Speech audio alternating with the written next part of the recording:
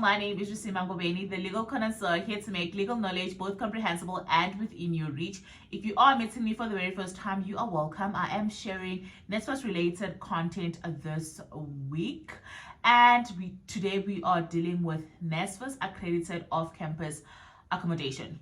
We are aware that most institutions do provide on-campus residence or even off-campus residence for their students. However, due to the high number of students in that particular university, you will end up finding yourself having to utilize off-campus accommodation that is not provided by the institution because they cannot really cater to everyone. It is a sad reality. However, I do feel like the fact that there is off-campus accredited accommodation, it allows students to still be safe and still be living in a conducive and student-friendly environment in order for them to embark on their studies without having any stress. So what is an NsFas accredited off-campus accommodation? An NsFas accredited off-campus accommodation is an accommodation that has been accredited by NsFas.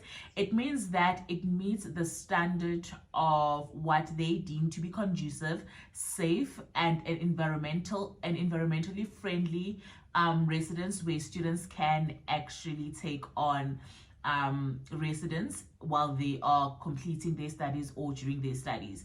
So you will find that when you're staying at an off-campus accredited residence, you will find that there's a bed, there's a table, there's a nice lamp for you to study in, and more than anything, there is Wi-Fi, there's running water, and there is a high standard of safety. So if it's accredited by NsFas, that is the one benefit that you're definitely going to have. Additionally to that, another benefit that definitely comes with, yay, let's fly. Another benefit that comes with it is that you will not have to pay for your registration. So if you are accepted at an institution of higher learning, for example, you are around Bram and then you find and you're going to be studying at WITS, they will give you a list of off-campus NsFas accredited residences. And then from that list, you will maybe choose one, try to call them and see if they have space.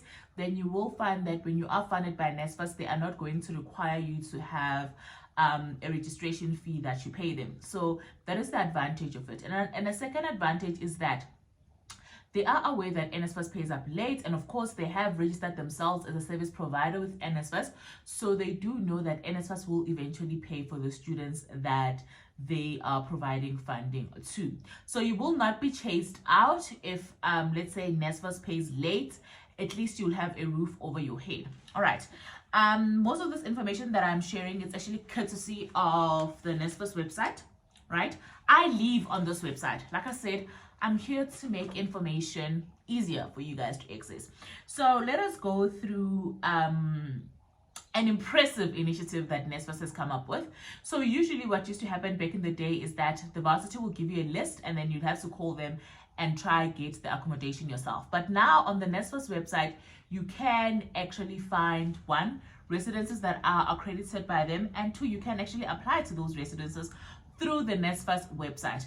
I know a lot of people have been saying it's not working, they're facing a lot of difficulty with it, but I do think that it could be because there's a high volume of learners right now that are trying to utilize the website, so it could be making it to be slow. Understandable, it happens all the time. Please do be patient when you decide to utilize the service. So it says here, NsFas funded students are requested to take up properties that have been made available to them which are accredited. Number one. Number two, it says no NsFas student will be paid accommodation allowance if residing in an uncredited accommodation without the NsFas and institution's permission. So if you are staying at a NsFas non-credited residence, you will not get your allowance unless you get the permission from NsFas as well as your institution. And then it says that unaccredited accommodation providers who accommodate NsFas funded students without following the process will not be paid by NsFas. So please do take it seriously. I just feel like do not even try put yourself through that strain. Just find yourself a NsFas accredited accommodation. I will definitely be posting a link on my TikTok page, not a link. I'll be posting the different pictures that I have accumulated of NsFas accredited residences, usually what happens is that the university will have a list. So I have managed to get those lists from students who study at the different universities.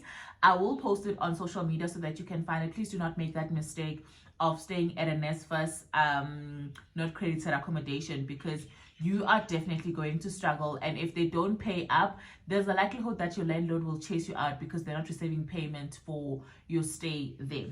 All right, and then we're going to move on to this one. So basically, how do you go about securing a residence on this NsFas website? It says here, so step one, you log in, you visit the My NsFas portal and log in using your student credentials. Step one. Step two, search for accommodation. So you browse the list of approved students accommodation near your institution. All right. Step three, apply. You choose your preferred accommodation and complete the application form. Step four, confirmation. You will receive an email or SMS confirming your accommodation reservation. So that's how you go about it on the website. But so let's now move on to talking about the things that I think are essential when you're still trying to figure out which one is the best accommodation for you to stay at. I would say that please pick an accommodation, number one, that is very close to your university. That will allow you, in case you are studying at night and things like that, it'll be very easy for you to commute from university to your place of residence. So that's number one.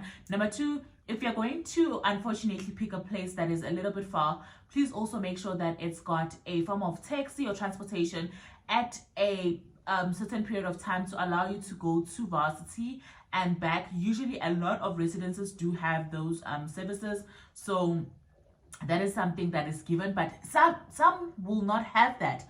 So make sure there is also that option for you.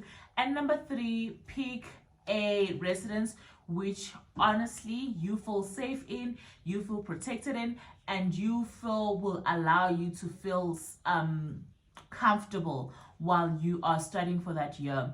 It's very important that in as much as this year you're still just trying to get accommodation, you pick something that you're going to be happy with. I hope this makes sense. I will see you guys in my next video. Tomorrow we cover all NsFas Q&As. I will post a video tonight telling people to post their Q&As, and all the questions will be answered on YouTube. Anyway, for the list of residences, you'll find that on my TikTok page. Thank you so much for all the 780 people who have been following this page. I genuinely appreciate you, and congratulations again to those matriculants who have passed extremely well. I do think that this is the first time in a very long time that the South African matric pass rate is this high. So honestly speaking, there has been a lot of development when it comes to our education system, and I'm actually quite happy about that. I will see you guys tomorrow. Please do like, comment, and subscribe. I will respond to all the questions that are on the previous videos today, because I do have all the time today. And yeah, if you want to catch me on lives that I hold on a weekly basis, please do follow me on TikTok. I do host lives on TikTok quite a lot, so that is also a great platform that you can actually get to talk to me.